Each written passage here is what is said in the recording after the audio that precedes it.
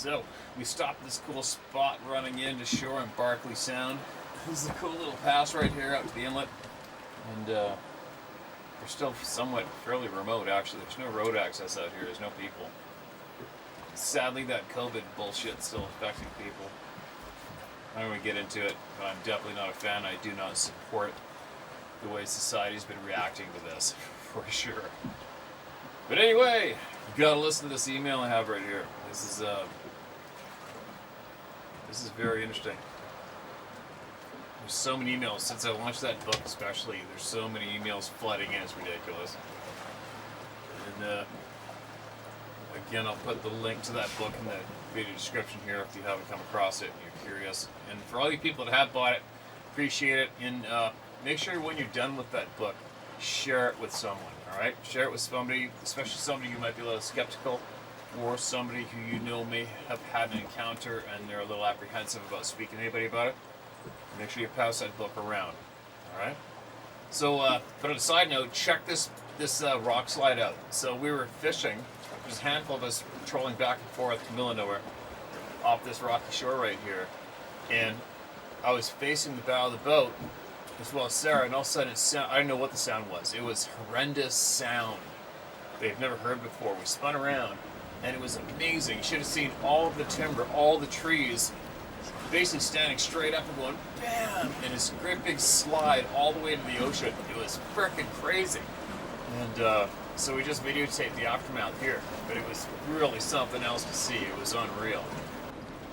Yeah, so anyways, that was quite the eye-opener. Especially, we were just talking about going beach combing in some of those little rocky coves because of all the stuff that gets washed up from the west coast of the Pacific, from Japan and stuff. You can find some interesting treasures to go beach combing in there. And I'll tell you what, when you look at that chunk of land right there, who would even have pre-thought for 1 second that your life could potentially be in danger from half of the frickin' island sliding down into the ocean? Crazy. Can you imagine? I don't know anybody that would think twice about walking along that shoreline and not think about a landslide. So anyways, that was pretty crazy, something to share. But speaking of sharing, listen to this email. Hi Steve, I'm a big fan. I love all the work and effort you put into everything you do. Thank you very much. I appreciate those kind words. I'll try and make this as short as possible. But first, I want to tell you there's a big difference between being scared and being terrified. I'm a truck driver who does a nightly run from CT to upstate New York 5 nights a week. It'll be Connecticut, I'm guessing. I've been doing this run for about 3 years now. I love it because there's no traffic and only winters make it difficult. On any given night, I spot around 30 to 50 deer on the side of the highways eating. I've also seen moose, coyotes, black bear, and other animals, but always deer.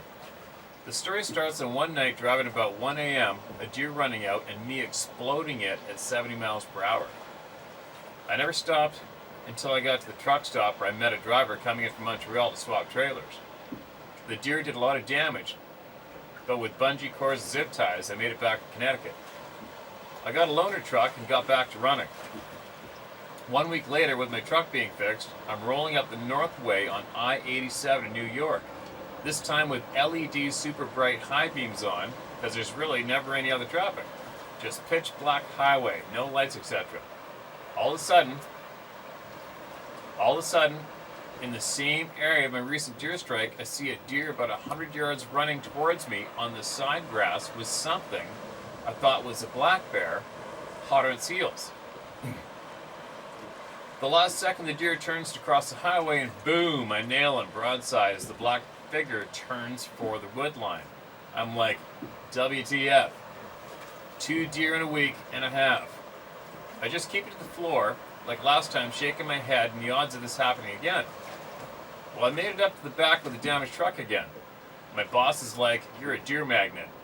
Well, 2 days later, I got my truck back, and I'm running up in the same area, paying special attention to everything. High beams, fog lights, and 2 hands on the wheel.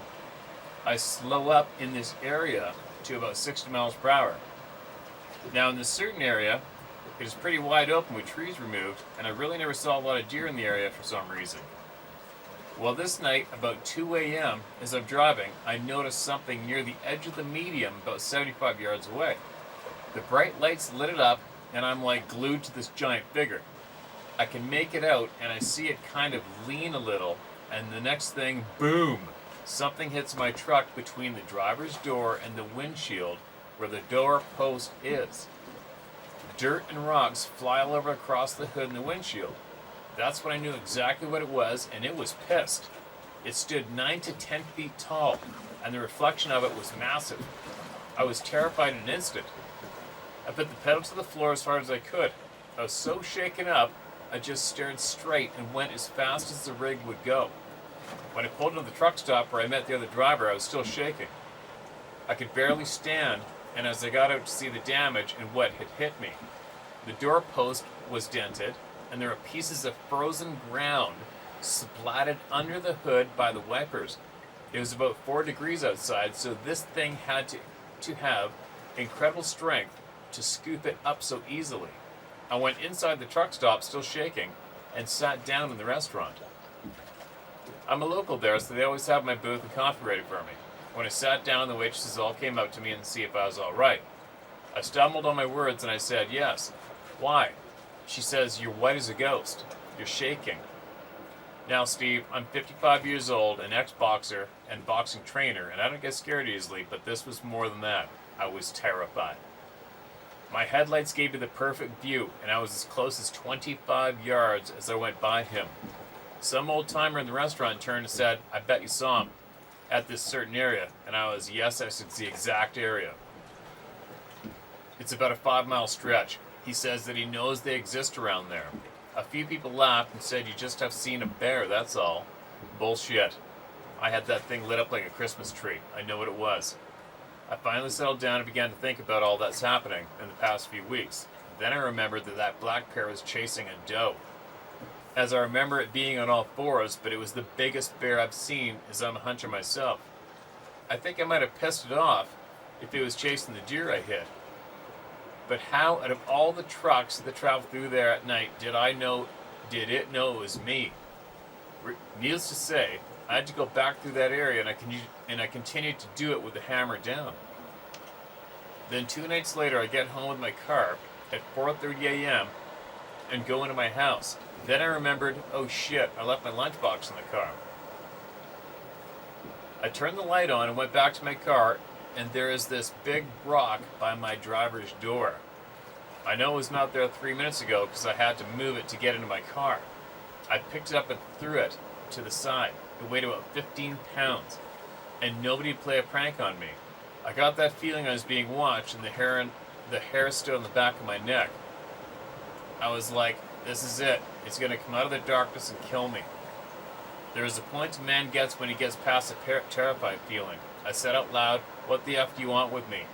I knew something was there. Close, just watching me. I said, I'm not effing with you, so in the name of Jesus Christ, just leave me alone. I started for the door, just ready to start swinging, knowing I didn't have a chance. I made it inside and collapsed in the chair, just like, why? Why me? I went to Bob's website and read about getting rid of these things, but there is no way the same Bigfoot followed me at 70 miles per hour to our home. That's why I think some of these beings can disappear and appear somehow, communicate on the other side. I just don't know. I've not had any more encounters after I prayed out loud around my property in the name of Jesus. I still do the same run, but I'm extra vigilant at that area. They do exist. You can use my name. Thank you for being such a stand-up and do it type of guy. Sincerely, Casey Kuhn. Huh. Oh man, I think my eyeballs are sunburnt from fishing all day. But thanks for that, Casey. And I don't know. I mean, if you go onto Scott Carpenter's website or read into his books, there is more than enough evidence to show that many people that have these encounters have numerous encounters. And many people who have had numerous encounters also have these things show up in their homes and leave signed that they have been at their vehicles or out the door, looking in the window, whatever, throwing rocks, slapping the house. And this shit happens. There's no way out of it. This shit happens, alright? Scott definitely has some good explanations for many of these encounters, and whether or not you believe in the Bible, God, or Jesus, or any other religion, the fact is that numerous people have spoken out loud in the name of Jesus Christ for these things to leave them alone, and it works.